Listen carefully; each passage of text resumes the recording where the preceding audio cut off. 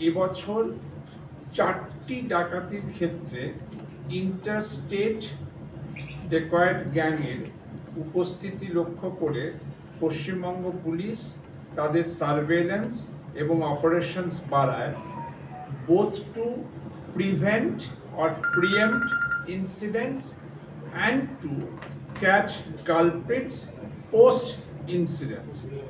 গতকাল এই রাজ্যে 4টি ক্ষেত্রে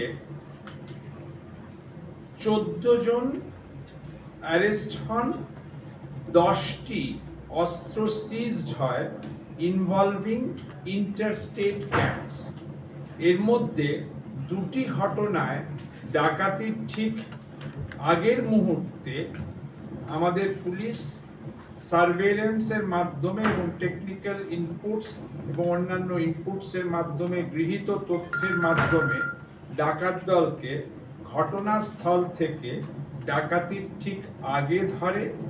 অন্য 2টি ক্ষেত্রে ডাকাতি আগে করেছিল এমন গ্যাংদের গ্রেফতার করে।